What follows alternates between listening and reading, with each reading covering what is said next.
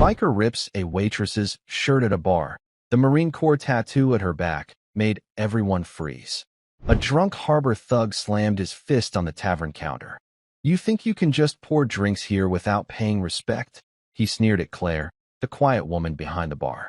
The fishermen shrank back into their seats, knowing the name Riker carried weight in these streets. But Claire didn't flinch. She only set down the glass she was drying and looked at him with eyes colder than the sea mist outside. No one in that tavern knew who she really was, or what she had once done. They only knew this. By dawn, the harbor would never be the same. The sound of glass shattering cut through the laughter. For a moment, everything inside Murphy's tavern went quiet. It was a Friday night in the small coastal town of Brookhaven, where most evenings ended with soft country music, spilled beer, and stories repeated 100 times before. The crowd had gathered as usual, dockworkers still in their heavy coats, fishermen smelling faintly of salt and diesel, and a few truckers with weathered caps pulled low. Nothing about tonight was supposed to be different. But then the glass broke, and silence fell. At the far end of the bar stood Claire Donovan, 31 years old, her frame slight, her hair pulled back into a plain bun. She wore the bar's uniform, black slacks and a white buttoned shirt rolled at the sleeves. Nothing about her spoke of strength or power. Everything about her whispered, ordinary, forgettable, weak. She bent down quietly to sweep up the fragments of the glass that had slipped from a patron's hand. Her movements were calm, deliberate. No rush, no fluster. Even in the hush that followed, she did not seem rattled. Just a woman cleaning a mess. But one detail stood out to anyone who looked close enough. Her hands. They were small, yes, but the tendons showed sharp beneath her skin, the knuckles rough, the scars faint but unmistakable.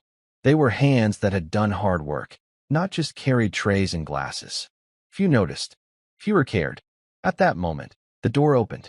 The sound of boots on the old wooden floor echoed louder than they should have, as if the room had grown smaller. A man entered, tall and broad, leather vest heavy with patches, jeans faded and torn at the knees. His beard was thick, his eyes mean. Two others followed close behind, both younger, both grinning in that cruel way men do when they believe no one can stop them. The tavern's chatter did not resume. The regulars kept their heads down, hands curling around mugs, shoulders tight. They knew men like this. They had seen them before. Claire rose slowly, setting the dustpan aside. She looked at the newcomers only briefly, her expression calm, unreadable. Then she turned back to place the broom against the wall. The leader's gaze swept across the room and settled on her. He smirked. The atmosphere shifted, heavy now, as if the very air had thickened. The night of quiet stories and spilled beer was over. Something else had begun. The man's first words broke the silence, and with them, the challenge that would change everything. The man with the leather vest stepped further inside, his boots dragging grit across the old wood floor. His presence filled the room, not just with size, but with the force of someone used to getting their way. His name was Carl Riker, known in the county simply as Riker. He carried himself like a storm rolling into calm waters, daring anyone to stand in his path. He leaned one elbow on the bar and gave a smile that had no warmth. "Murphy," he said, voice gravel deep, "time's up." Behind the counter, old Murphy Callahan stiffened. His white shirt was stained at the collar, sleeves rolled to his elbows. The bar was his life, and the way his hand trembled slightly against the counter told the truth. He already knew what was coming. "This place pays," Riker continued, "or this place burns. Simple as that." The words fell heavy. No one spoke. No one moved. Claire stood a few feet away, holding a tray at her side. She seemed, at first glance, untouched by the tension. Her eyes lowered, her shoulders easy. Just a waitress. Just another face. Riker's gaze flicked to her, and he chuckled. "What's this? Murphy hiring children now? You think she's going to protect you?" He turned his grin toward the crowd, seeking their laughter. A few gave nervous chuckles, not from amusement, but fear. Claire did not flinch. She set the tray quietly on the counter, her fingers releasing it with deliberate care. Then, she picked up a glass cloth and began to wipe the bar. No glance, no words, No sign she had even heard the insult. But there was something in the way she folded the cloth. Slow. Exact. Like every corner had to meet its match. Her movements spoke of precision, not servitude. A few eyes in the tavern caught it. Most looked away quickly, as though afraid to notice. Riker slammed his fist on the bar, jolting Murphy and making a glass rattle. "Don't ignore me," he barked. "I'm talking to you, girl." Claire set the cloth down. She looked up finally, meeting his eyes. Her expression was calm, even gentle. "Would you like a drink, sir?" The question was plain, polite, but the steadiness of her voice carried something beneath it, something immovable. For the first time, Riker's grin faltered. Only for a breath. Then he leaned closer, eyes narrowing. The crowd felt the air tighten. Claire had not raised her voice, had not stood tall, but the choice she made in that moment, a refusal to be rattled, shifted the balance. Riker's hand moved suddenly, reaching not for his wallet but for her shirt collar, and with that, the fragile disguise she wore began to unravel. Riker's hand shot out, rough and sudden, catching the edge of Claire's collar. The crowd gasped. Chairs scraped the floor as men shifted but did not rise. Fear held them in place. The fabric tore with a sharp sound, the white shirt giving way under his grip. For an instant, Claire staggered back, her tray clattering to the ground. The room froze. On her upper back, between the torn folds of cotton, ink caught the dim yellow light of the tavern lamps. A tattoo, black, precise, unmistakable. The eagle, globe, and anchor of the United States Marine Corps. It wasn't a decoration. It was a mark earned in blood and fire. Riker's laughter stumbled into silence. His grip slackened, and his hand fell. He hadn't meant to reveal anything more than flesh. But what he had torn free was something older, heavier. Something the whole room recognized, though not all understood. Claire straightened slowly. Her collar hung torn, her shirt no longer neat. She did not move to cover the tattoo. Instead, she stood still, spine erect, as if the simple act of standing revealed more than words ever could. She said nothing. Inside, her thoughts pulled back to memories she rarely let surface. The old dog tags tucked deep in a small box beneath her bed. The folded flag resting in storage, given to her after Corporal Ruiz's funeral. The medals she had locked away years ago, never hung, never shone. She had promised herself she would live quietly. No uniforms. No stories. No reminders. The people of Brookhaven only knew her as the quiet waitress at Murphy's, always on time, always polite. Now, in one careless act, the wall she had built crumbled. Claire lowered her eyes, as though she could will the past back into hiding. But the weight of silence pressed on her. She could feel the stares. Some were wide-eyed with shock. Others, older men near the back, veterans themselves, looked at her with recognition. Her jaw tightened. The scar on her wrist, normally hidden by a sleeve, caught the light. The mark of shrapnel, from a place she had sworn to forget. Riker blinked, unsettled. He opened his mouth, but no words came. His bluster had been stripped away by something he hadn't expected, truth. Claire took a slow breath. Her hands rested calmly on the counter, though every muscle inside her remembered things this crowd could not imagine. The disguise was gone. The past had stepped into the room with her. All it would take was one voice, one witness, to name what that symbol on her back meant, and the power in the room would shift forever. The silence stretched long. It was not the easy quiet of men sipping beer. It was the heavy stillness before thunder breaks. Riker's hand hovered in midair, then fell back to his side. His eyes darted to the tattoo again, as though he doubted what he'd seen. His men behind him shifted, suddenly less certain of their leader. Someone in the crowd whispered, low but clear enough to travel, "That's Marine Inc." The words struck harder than any fist. The spell of fear began to change shape. People who had seen Claire as nothing more than Murphy's waitress now looked again. Riker forced a laugh, too loud, too sharp. "What's a little drawing mean? Anybody can get a tattoo." He sneered, his bravado straining. "Doesn't make her dangerous." But the room no longer believed him. A fisherman at the back, gray hair, shoulders stooped, but eyes sharp, stood halfway from his chair. "That's not just any tattoo," he said. His voice carried weight. That's earned. That's worn by those who carried a rifle when the rest of us slept safe. Murmurs rose. The crowd's eyes settled on Claire. She remained motionless, her face unreadable. She hadn't asked for this. She hadn't wanted recognition. Yet here it was, laid bare in front of them all. Riker's bravado faltered further. He leaned closer to her, trying to reclaim ground. Tell him, sweetheart. Tell him you're nothing but a barmaid in a borrowed story. For the first time, Claire's voice rose above a whisper. Calm, clear, steady. I served. The words cut through the tavern like a blade. A hush fell again. Riker's face flushed, anger and fear mingling. He had meant to humiliate. Instead, he had uncovered something heavier than his threats. From the corner, another voice came. This one trembling but certain. Donovan. Claire Donovan. Fallujah. 1st Battalion. Heads turned. An older man in a weathered jacket stepped forward, his eyes shining with recognition. He tapped the side of his temple, as if pulling the memory free. I remember the reports. She pulled 3 men out under fire. Silver Star, if I recall. The tavern breathed as one. Riker's sneer collapsed. His men no longer grinned.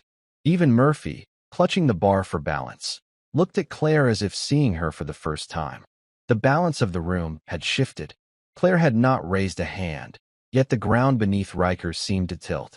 As the crowd's awe deepened, Claire's thoughts slipped back, unbidden, to the deserts where the scars and medals were earned, and to the friends who never returned. The tavern blurred. For Claire, the dim yellow lights above gave way to a blazing white sky. The smell of spilled beer became the stench of diesel and burning sand. Fallujah. She remembered the sound before anything else. The thunder of mortar fire, the hiss of rounds snapping overhead, dust choking the air, the screams of men caught in the open. Corporal Ruiz had been the first to fall. She could still see his hand reaching out from the rubble, fingers clawing at nothing. Claire had dragged him free, blood soaking through her uniform, her breath tearing in short bursts. She had kept pulling until her body threatened to collapse. Then came Chun, barely 20, the youngest in the squad. His eyes had been wide, disbelieving even as shrapnel cut through him.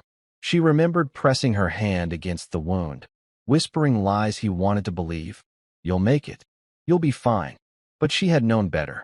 Her wrist still bore the scar from that day, a jagged mark where hot metal had torn into her skin. She felt it now, the old ache sparking as though the memory lived in the flesh. She had lived. They had not. That was the weight she carried into every quiet morning since. That was why she had folded away her uniform, locked the medals and commendations into a box, and buried them beneath years of silence. The tavern's sounds returned slowly. A cough, the creak of a chair, the hush of a crowd waiting for her to move, to speak, to confirm what the older veteran had said. Claire blinked.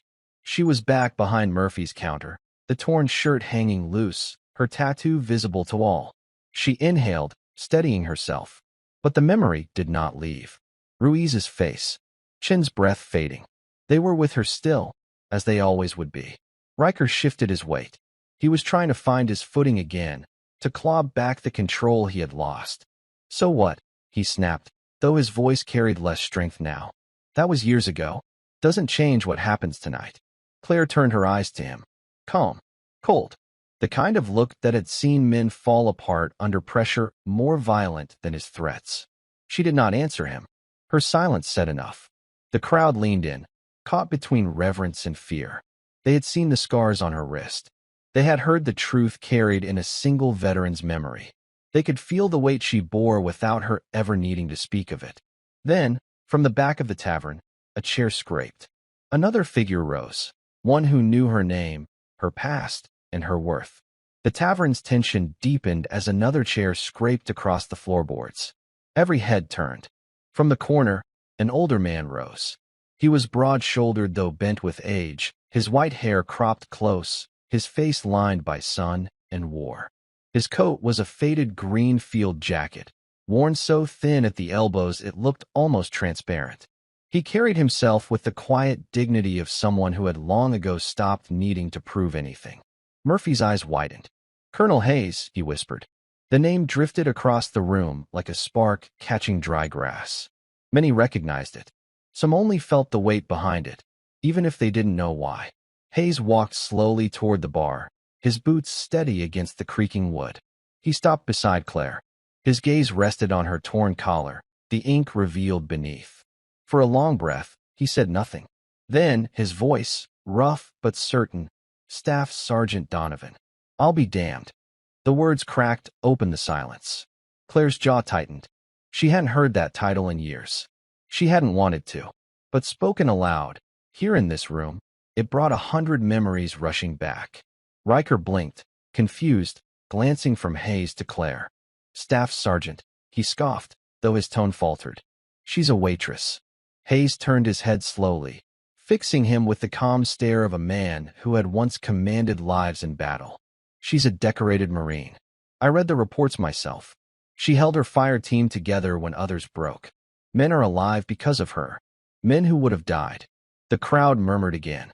The fishermen, the dock workers, the truckers, all saw Claire with new eyes. She had been among them all this time, unseen, unrecognized. Claire said nothing. Her eyes lowered, as if the weight of Hayes's words pressed too hard. She hadn't wanted his validation. She hadn't wanted any of this. But the tide had turned. Hayes laid a hand lightly on the bar. "This is not your ground, son," he said to Riker, his tone flat, unshakable. "You don't threaten her. You don't threaten this place." The words landed heavy. Riker shifted, his men uneasy behind him. Claire finally raised her eyes. Her silence was no longer retreat. It was decision. The room had changed. She was no longer hiding. And Riker no longer stood against a barmaid. He stood against something older, stronger, and recognized. Claire stepped forward now, her voice calm but cutting, ready to turn the weight of truth into a warning Riker could not ignore. Claire stepped out from behind the counter. Her torn shirt hung loose, the Marine Corps tattoo fully visible now. The crowd parted without a word. She did not rush. She did not posture. She simply moved forward with the deliberate calm of someone who had walked into danger before and survived it. Riker tried to mask his unease with bravado. "Don't think a tattoo and some old man story scare me," he barked. His voice carried volume, but not conviction. His men behind him shifted their feet, the cracks in their confidence showing. Claire stopped just a pace away. Her voice was quiet, but every ear in the tavern caught it. "You walk into a place you don't understand. You threaten people you've never earned the right to face. And you mistake silence for weakness." The words hung in the air, sharp as glass. Riker smirked, though sweat glistened at his temple. "And what happens if I don't back down? You gonna fight me? In front of your little crowd?" Claire did not blink. Her reply was measured. "If I wanted you gone, you'd already be outside. Face down." She let that settle, then added, softer still, "But I don't need to prove anything to you." The crowd leaned in, silent, their breath held. She took one small step closer. "What you should think about," she said, "is how many people in this town now know your name, your face, your threats. When the sheriff hears what you tried here tonight, you'll be answering to more than me." A murmur rippled through the crowd. She wasn't shouting. She wasn't swinging fists. She was turning the very weight of the room, of the witnesses, against him. Hayes, arms folded behind her, spoke low but firm. "Listen to her, son. You're standing in the wrong place, at the wrong time. And you're already beaten." Riker's smirk cracked. His men looked at each other, their swagger dissolved. Claire straightened her shoulders, her voice steady, final. "You'll walk out that door now. You'll tell the rest of your crew this place isn't yours to touch. And you'll remember it's not fear keeping you out. It's respect you've never earned." The tavern held its breath. For a long moment, Riker stood frozen. Then his eyes broke from hers. He muttered a curse, turned sharply, and shoved through the door. His men followed quickly, their boots clattering against the wood. The silence they left behind was heavier than the noise they'd brought. Claire exhaled, her hands still steady. She had not sought the fight, but it had found her. Now, with the bar safe, a new question stirred inside her. What came next? The door shut behind Riker with a hollow thud. His departure left an echo, as though the walls themselves had been holding their breath. Slowly, the tavern began to stir. Men shifted in their chairs. Glasses were lifted again. But the atmosphere was different, charged, reverent, unsteady. Claire remained standing in the open space, the torn shirt hanging from her shoulders, her tattoo plain to see. She had not asked for this exposure. She had not wanted it. Yet here it was, undeniable. Murphy cleared his throat behind the bar. Claire, his voice wavered, rough from years of whiskey and smoke. I thank you. He set a glass down too hard, the rim chipping, his hands trembling. She gave him a small nod, but no words. Gratitude felt misplaced. She hadn't acted for thanks. She had acted because someone had to. Colonel Hayes remained beside her, arms crossed, eyes steady on the door. He spoke low, almost only for her. You could have broken him. You chose not to. Claire's gaze stayed on the floorboards. I didn't come here to fight, Colonel. Hayes gave a faint smile, tired but approving. No, but you stood. That matters more. The tavern's regulars began whispering, some in awe, some in shame for having stayed silent. The older men, those with their own service long behind them, straightened in their chairs. They understood the weight of what had just taken place. Claire turned back toward the bar, but her steps were slower now, heavier with thought. She had spent years hiding, keeping her head down, pouring drinks and cleaning tables. It had been safe that way, invisible. But tonight had stripped that life bare. She could feel the eyes on her back, not of fear, but of expectation. Something had shifted. She picked up the fallen tray from the floor. The dents in the metal caught the light. Her reflection stared back at her, tired eyes, a scarred wrist, the ink of the core marking her forever. In that reflection, she found no escape, only a truth she had long buried. She set the tray on the bar and spoke quietly, more to herself than to anyone else. I'm not running anymore. Not from my past. Not from this. Murphy looked at her, puzzled, but Hayes understood. His faint nod carried the weight of approval. The tavern would be different now. Not just a bar. Not just a refuge for weary men. It would be something more, because she was no longer hiding. Outside, the night carried on, but inside Murphy's, people looked at Claire differently, and she felt the burden of their gaze settle onto her shoulders. The tavern had returned to its rhythm, but not quite. Glasses clinked, boots shuffled against wood, the jukebox hummed softly again. Yet under it all lay a silence not spoken, a shift everyone could feel.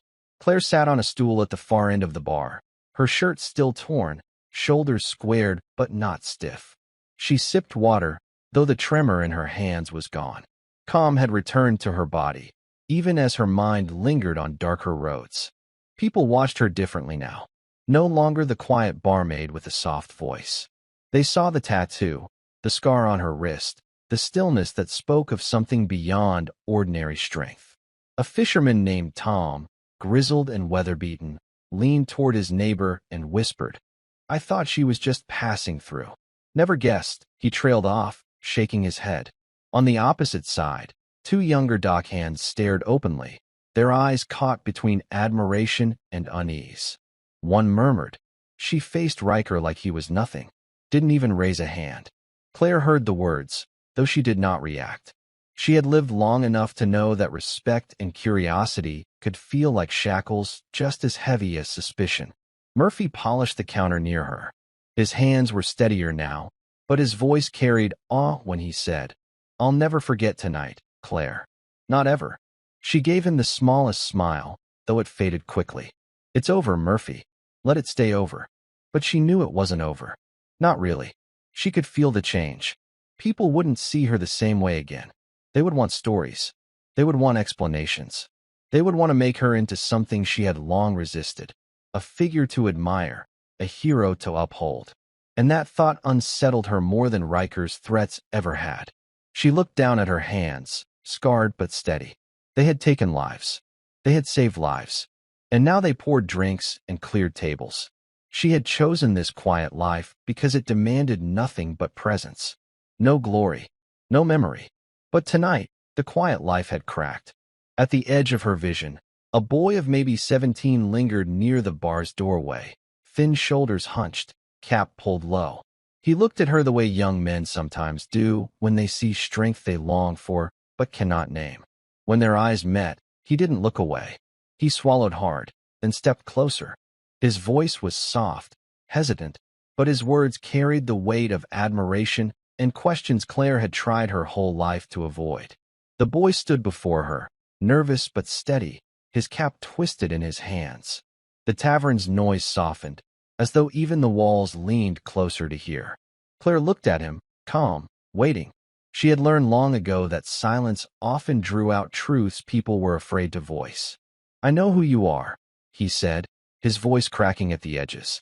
"Not just what Hayes said. I read about you." Her brow tightened. "Read what?" The boy swallowed, his eyes darting to the floor before finding courage again. "My uncle, he was there. Fallujah. He said there was a woman, a Marine, who pulled men out when the streets were fire and steel. He said she carried them when no one else could." His hands clenched the cap. He said without her, he wouldn't have come home. A chill passed through her. She had never wanted her name carried in stories. She had fought to bury the memories, not to see them rise in strangers' voices. "What's your uncle's name?" she asked quietly. "Ruiz," the boy said. "Corporal Ruiz. He doesn't talk about it much, but when he does, he always mentions you. Said you saved him." The room shifted again. The fishermen, the dockhands, Murphy, all leaned in at the sound of the name. Ruiz. A name she had whispered once while dragging a broken body across sand and stone. Claire's chest tightened. She saw his face again in the dust, in the chaos, his hand reaching, blood heavy in her grip. She had pulled him, yes, but she had not saved him. He had lived in spite of her, not because of her. That was the truth she carried. She met the boy's gaze. His eyes were wide, hopeful, desperate. He wanted her to claim the story, to take the weight and turn it into light. But Claire spoke evenly, her tone carved from honesty. "Your uncle saved himself. I was just there." The boy shook his head. "That's not what he says. He calls you the reason he made it back. Says he owes you everything." Claire exhaled, slow and steady, her scarred wrist turning the cap of her glass. She had spent years trying to silence ghosts, and here they were, walking into Murphy's in the form of a boy who wanted to believe in her. She did not answer right away. The room stayed hushed, the question hanging, waiting to see if she would accept the role thrust upon her, or reject it once more. Claire's response, measured and heavy, would reveal more about her than the stories ever had. The boy's words lingered in the air, clinging like smoke. His uncle's name, Ruiz, echoed in her memory with the sound of gunfire and grit, with the weight of blood soaking through her sleeves. Claire set her glass down, the hollow ring of it against the bar louder than it should have been. She looked at the boy, steady, her voice calm but edged with steel. "People like your uncle," she said, "they don't owe me a damn thing. Don't let him tell you different." The boy frowned, confused. "But he said." She cut him off, gently but firmly. He said what he needed to, maybe to make sense of it, maybe to give the nightmare a shape that didn't crush him. "But listen to me." She leaned in, her eyes locking onto his with a weight that silenced the entire tavern. "Nobody walks out of hell because someone else carried them. They walk out because they choose not to stop crawling. Your uncle made that choice. He lived because he refused to die. Don't ever take that from him by giving it to me." The boy's lips parted, but no words came. His breath caught in his chest. Colonel Hayes watched her with quiet intensity, his jaw tight but respectful. He understood. He had seen men and women fight against the chains of memory, refusing to let stories define them. Murphy, behind the bar, swallowed hard, the rag in his hand forgotten. The fishermen and dockhands stared down into their glasses, unsettled by the sharp truth of her words. Claire leaned back, her tone softening, though her eyes did not. "Heroes are just people someone else needs them to be. The truth's uglier. Messier, I did what I had to, and I carry what came with it. That's all." The boy's shoulders slumped. He nodded slowly, though the conflict still showed in his face, the longing to believe in her, and the weight of her refusal. After a long silence, he whispered, I wanted to say thank you, even if you don't want it." Claire let the words hang. She did not take them, did not reject them. She simply allowed them to drift away, like smoke through the rafters. The boy stepped back, eyes downcast, and slipped quietly toward the door. The tavern exhaled with him, the air shifting once more. Claire sat still, her face unreadable, but inside her chest the old ache returned.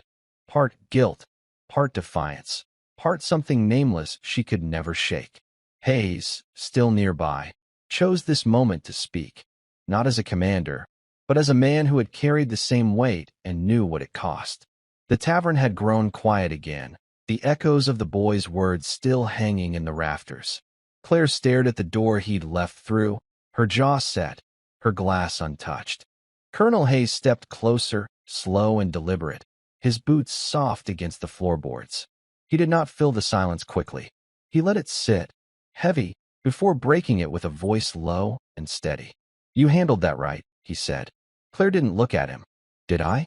Because it felt like ripping the hope out of his hands. Hayes leaned on the bar beside her, his arms folded. "You told him the truth. That's more than most men ever give." She finally turned her eyes on him, sharp, questioning.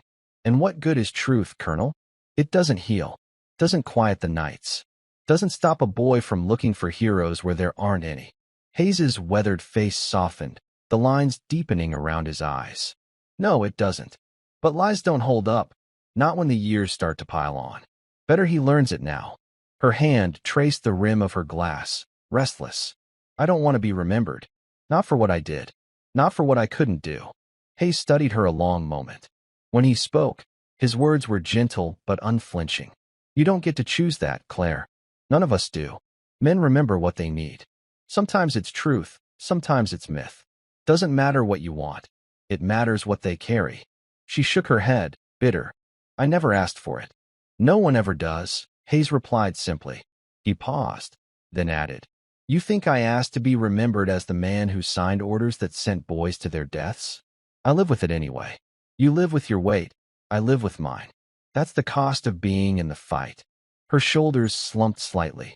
She had no answer for that, because she knew he was right.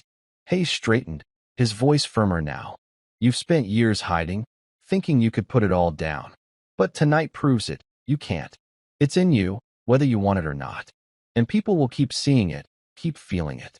Best you figure out what you're going to do with that, before it does the choosing for you." Claire stared into her glass, his words cutting deeper than any blade. She didn't nod, didn't argue. She just sat in silence, knowing he had spoken a truth she could not run from. Outside, the wind shifted, carrying with it the sound of voices. Riker's crew had not gone far. Trouble was waiting beyond the tavern's door. The night outside pressed close against the windows, the glass trembling faintly with the rhythm of the wind. Murphy's neon sign flickered, sputtering, throwing shadows across the tavern walls. The quiet inside was brittle, ready to splinter. Claire sat still, her glass untouched, but her ears caught the faint murmur of voices beyond the door. Not laughter, not casual talk, low tones, clipped, heavy with anger. Hayes shifted slightly, his hand brushing the edge of the bar. He had heard it too.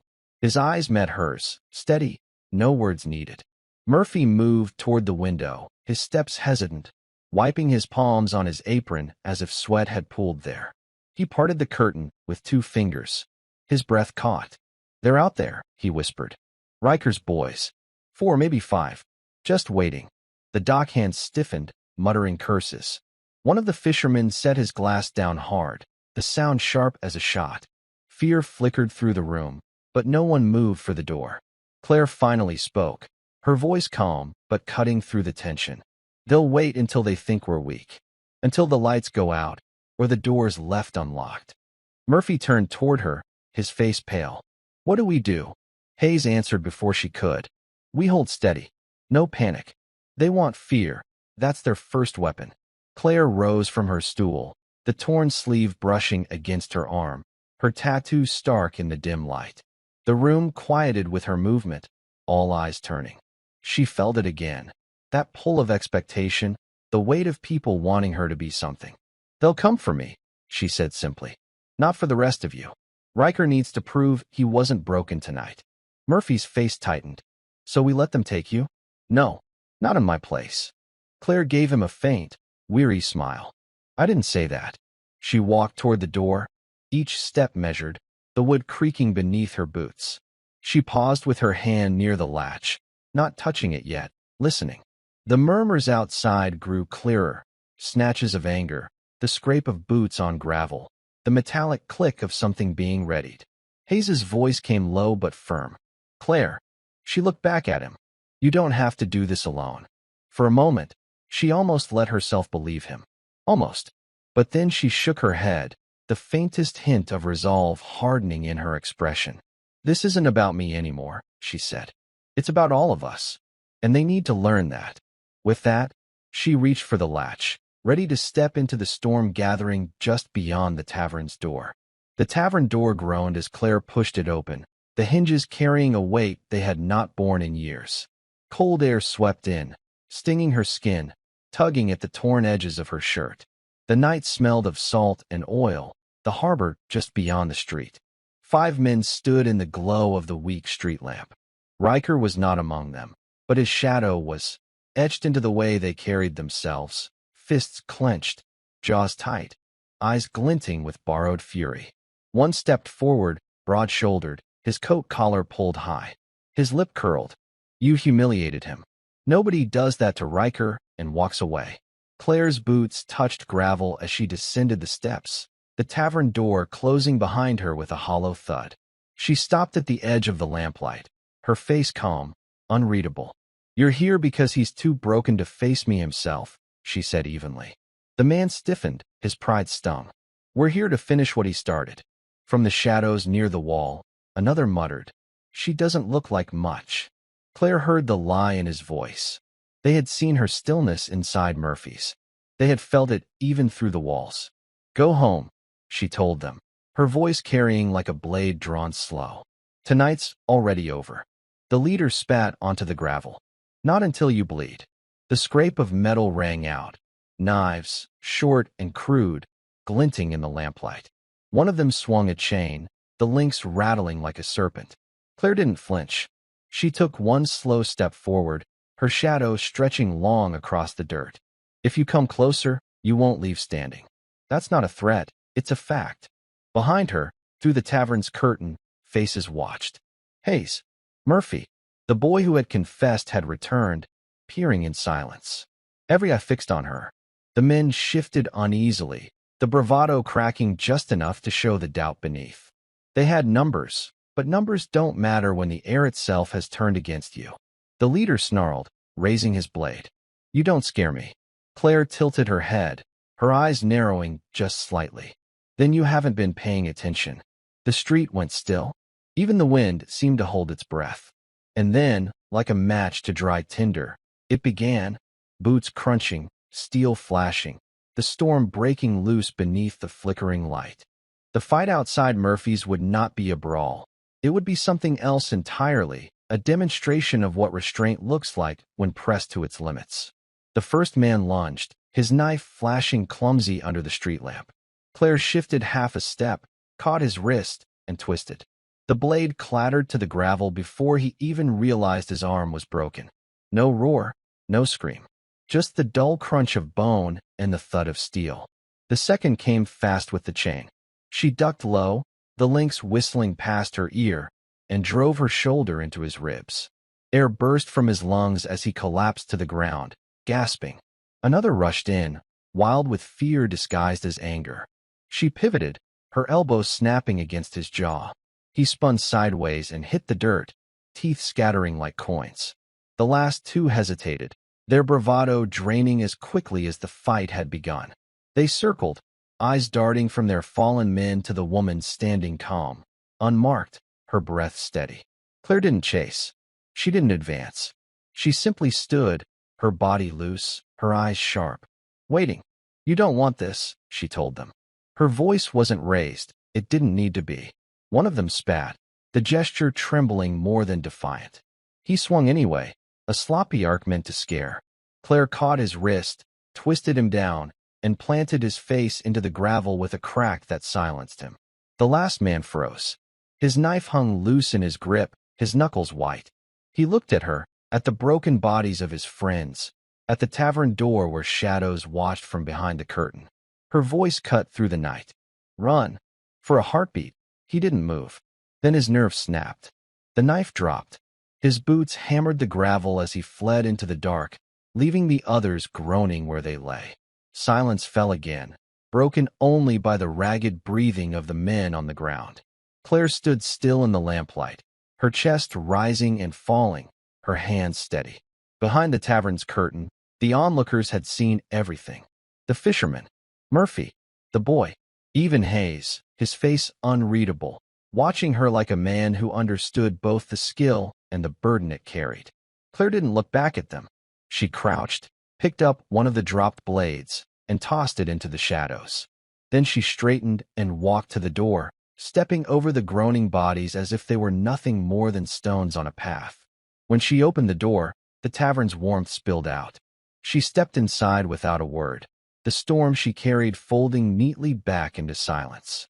Inside, the weight of what they had witnessed settled heavy on everyone, none heavier than the boy, whose eyes burned with awe and something deeper. The tavern air felt different when Claire stepped back inside. The hush wasn't fear anymore. It was reverence, though she refused to acknowledge it. She walked to her stool, sat, and picked up her glass as if nothing had happened outside. Her hand was steady.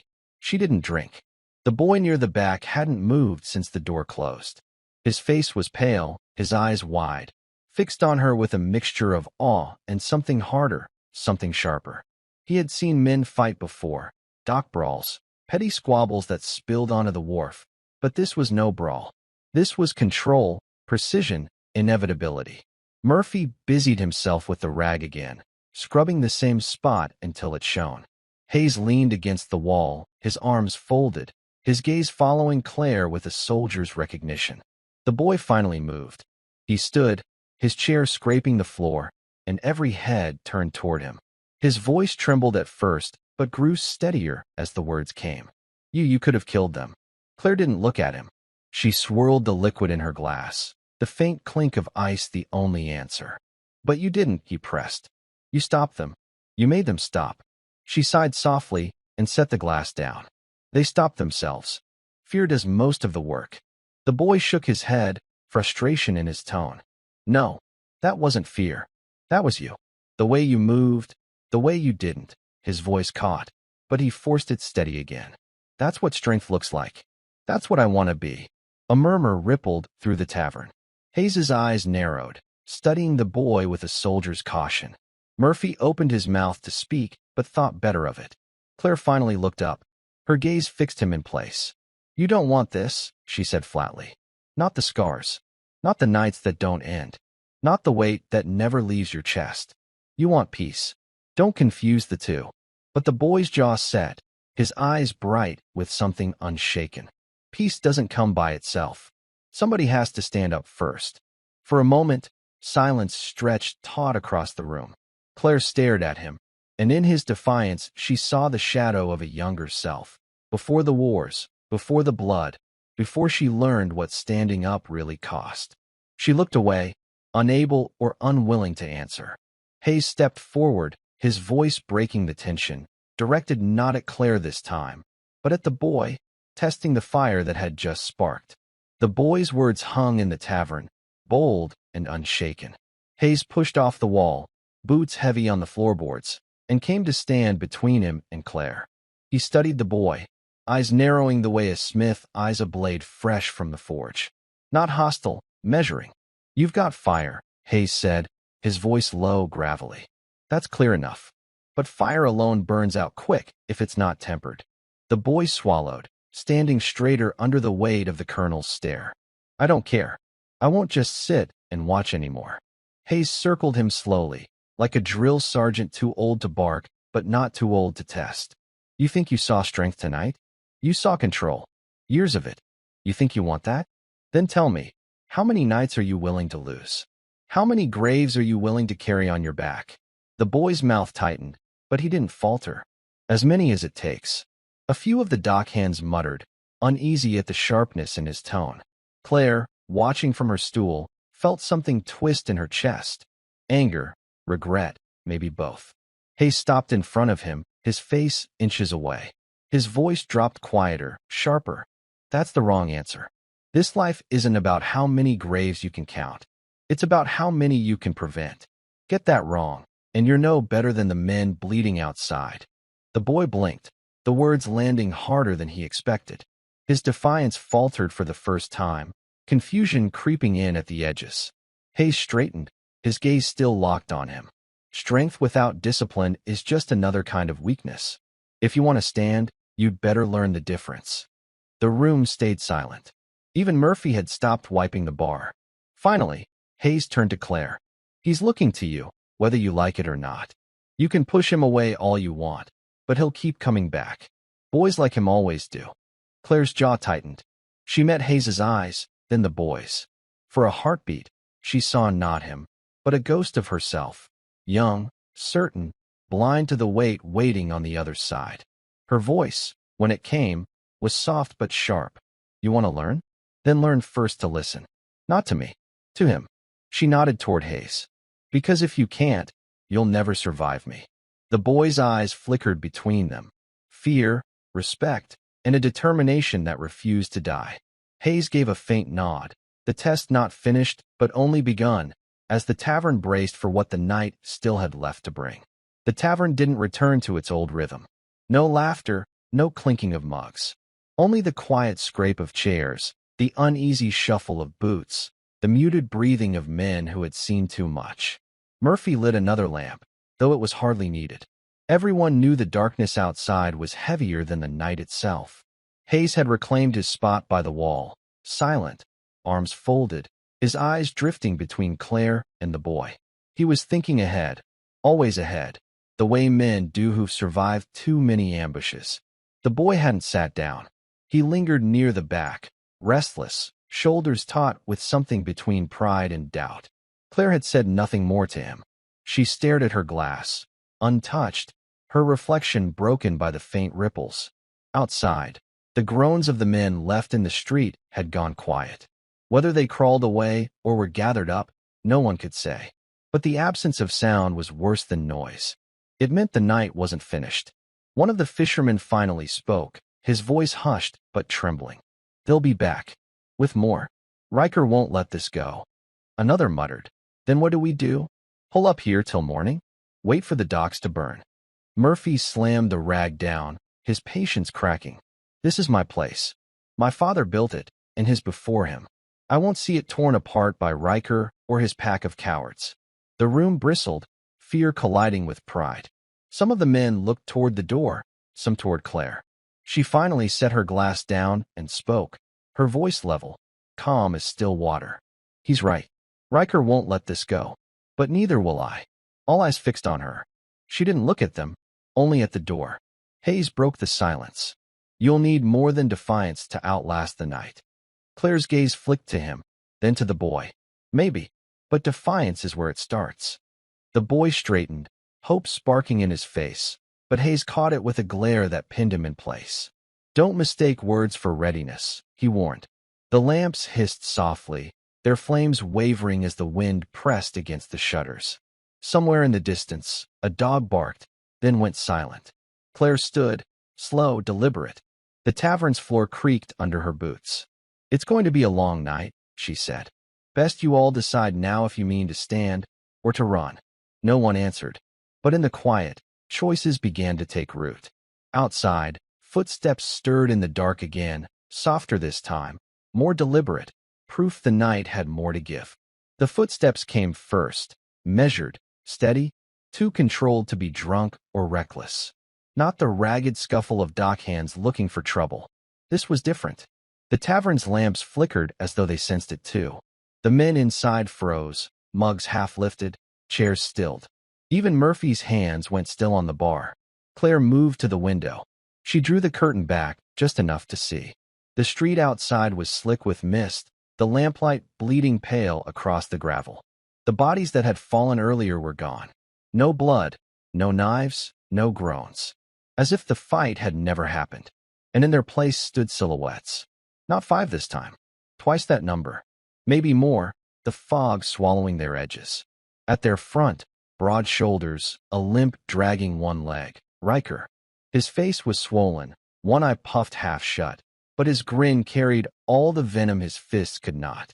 He leaned on a cane, though the way he gripped it made clear it was no simple crutch. Steel capped the end, gleaming faint in the lamplight. Claire let the curtain fall. He's here. The words spread through the room like cold water. The fishermen shifted uneasily, some gripping mugs like weapons, others glancing toward the back door. The boy stood straighter, his jaw tightening, fire still unburned. Hayes stepped forward, his voice quiet but carrying. He's not just here for you. He's here to make a point. To everyone watching. Murphy cursed under his breath. Then we can't let him through those doors. The tavern creaked as the wind pressed harder against it, the shutters rattling like bones. Outside, Riker's voice rose, muffled but sharp enough to pierce the walls. Come out, Claire. You think you made a fool of me? You think you can put me down and walk away? Tonight, everyone learns who really holds this harbor. His men cheered, the sound rolling like waves against the tavern walls. Claire didn't move. She stood in the center of the room, still as stone. Finally she spoke, her voice quieter than Riker's but sharper, cutting through the noise like a blade. Then let them learn. The boy's eyes lit, but Hayes shot him a look that kept him rooted. Claire walked to the door, her hand resting lightly on the wood. For a moment, the tavern held its breath. Then the hinges groaned as the door swung open again, spilling light into the mist. The street filled with silence as Claire stepped out once more, Riker waiting with his army at his back. The mist curled low across the street, swallowing sound, swallowing distance. Claire stepped into it, the tavern's lights spilling a narrow path behind her. The door creaked shut at her back, leaving her alone in the lamplight. Riker stood at the center of his men, one hand on the cane, the other flexing at his side. His grin was all teeth and malice, but his eyes betrayed the bruise of humiliation that no cane could steady. You've got a talent for spectacle, he called, his voice rough but carrying. My men said you were quick, said you were cold. But me? He tapped the cane against the gravel, the metallic ring sharp. I'm not like them. Claire said nothing. She walked forward until she stood 10 paces away, still as ever, silent as ever. Riker sneered. You break a few bones and think that makes you untouchable? You don't understand how things work here. This harbor belongs to me. These men belong to me. And tonight, you'll belong to me too, or what's left of you will. The cheer from his followers was forced, ragged, more bark than conviction. They'd seen what she could do. Their noise was for him, not themselves. Claire's voice cut through the mist, low and even. You're not here for the harbor. Not tonight. You're here to prove to yourself you're still feared. Riker's grin faltered for just a moment. Then he laughed, loud and coarse. Feared? I don't need to prove a thing. Fear walks ahead of me, wherever I go. He limped a step closer, planting the cane hard into the dirt. But let's give them a show. You and me. No knives, no men. Just us. Winner takes the harbor. Loser. He lifted the cane, the steel tip glinting. Loser doesn't walk away. The men behind him roared, though unease still colored their voices. Claire didn't move, didn't blink. Her silence pressed harder than any answer. From the tavern window, the boy's face appeared between the curtains, eyes wide, hard in his throat. Beside him, Hayes's gaze was cold and steady, already measuring the ground, the odds, the exits. Finally, Claire spoke. If you want me, Riker, step forward. Leave your men behind. Stand where they can see what happens when a man like you meets someone who doesn't flinch. The cheer from his crew wavered. Their eyes turned to him now, waiting, measuring whether their leader's shadow was as long as he claimed. Riker's grip tightened on the cane. The mist seemed to hold its breath. And then, with a growl more animal than man, Riker stepped forward. The fog pressed close, swallowing sound. Only the faint hiss of lanterns carried from the tavern behind Claire. Riker stepped forward, cane in hand, his limp more pronounced now that bravado alone had to carry him. His men hung back, forming a ragged semicircle, eager to see blood but unwilling to move first. Claire stood her ground. No stance, no flourish. Just stillness, her greatest weapon. Riker spat into the dirt. I'll break you slow. Let him all watch what happens when someone forgets their place. He lunged, the cane stabbing low toward her ribs. She shifted aside with the smallest motion, his strike glancing air. Her hand snapped to his wrist, twisting. The The steel tip of the cane bit into gravel as he grunted in pain. She released, stepping back, letting him feel his failure. The men jeered nervously, their laughter brittle. Riker's pride burned hotter than the bruise on his arm. He swung the cane wide this time, a brutal arc aimed for her skull. Claire ducked, her fist driving into his gut. The breath left him in a choking rasp. But Riker was bigger, heavier.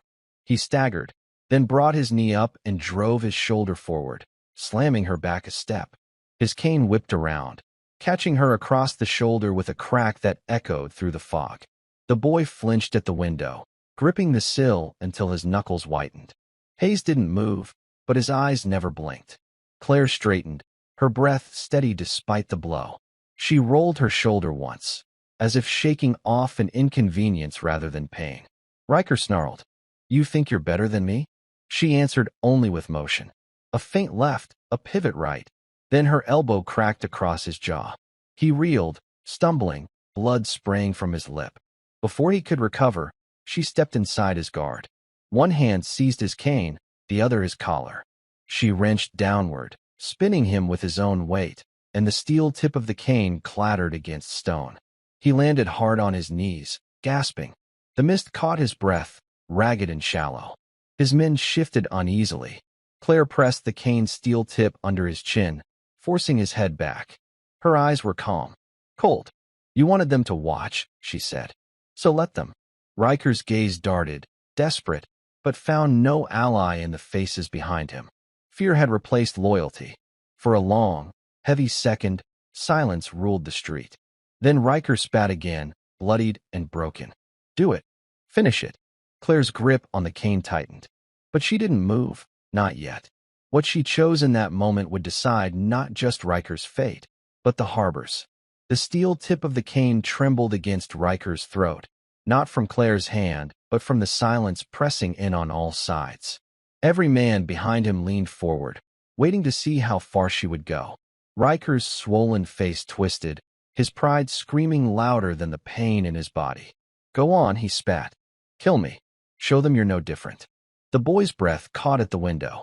Hayes's eyes narrowed, the faintest shake of his head betraying what he already understood. This was not about one man anymore. It was about the harbor, about what kind of order would follow this night. Claire stared at Riker. Her hand was steady. Her voice was colder than the fog. "No," she said. "You don't deserve an ending." She stepped back, tossing the cane aside. It skittered across the cobblestones and landed with a hollow ring. Riker collapsed forward onto his hands, choking on the weight of his own humiliation.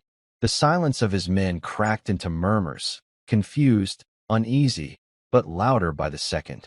They had watched him beaten, stripped of power, denied even the dignity of death. And in that denial, they saw something they hadn't expected, mercy sharpened into judgment. Claire turned her back on him. The choice was final, absolute. "Leave," she said to the crowd. "All of you. This harbor isn't his anymore. Not tonight. Not ever again." The words struck harder than any fist. Men glanced at each other, some stepping back, others outright retreating into the mist. The first to run broke the tension, and soon the rest followed, scattering like dogs denied a master. Riker remained on the ground, alone, his breaths ragged, his grip clawing at the dirt as though it could hold him together. He looked smaller now, deflated, a shadow without substance. Claire didn't watch him crawl. She walked to the tavern door and pushed it open. Inside, the fishermen rose as one, their fear mingling with awe. Murphy's face was pale, his hands shaking against the bar. The boy's eyes shone, torn between relief and reverence. Hayes, still by the window, gave a small nod, the only recognition he would ever offer. Claire spoke, her tone flat but final. "It's done. For now." Murphy swallowed hard. You saved this place." She shook her head. "No, you saved it, by standing here, by not running." The boy stepped forward, desperate words spilling out. "Teach me, please. I can learn. I'll do anything." Claire silenced him with a glance. Not cruel, but firm. "You already learned tonight. Strength isn't about fists. It's about standing when the ground shakes. Remember that." He froze, nodding, though disappointment flickered in his eyes. Hayes finally pushed off the wall, his voice low. The harbor's quiet for now, but it won't stay that way. Not unless people remember what they saw. Claire met his gaze. Neither smiled. Neither needed to. She adjusted her coat, the night air still clinging to her like a second skin. Then let them remember. Without another word, she stepped back into the fog. The tavern door swung shut behind her, muffling the voices inside. The harbor was silent. For the first time in a long while, it was not the silence of fear, but of possibility. And in that silence, Claire disappeared into the mist, leaving only the weight of what she had done and what she had refused to do. Thank you for following this story. If you enjoyed it, please subscribe and share your thoughts below. Where are you watching from? Let us know in the comments. Stay tuned for more immersive stories.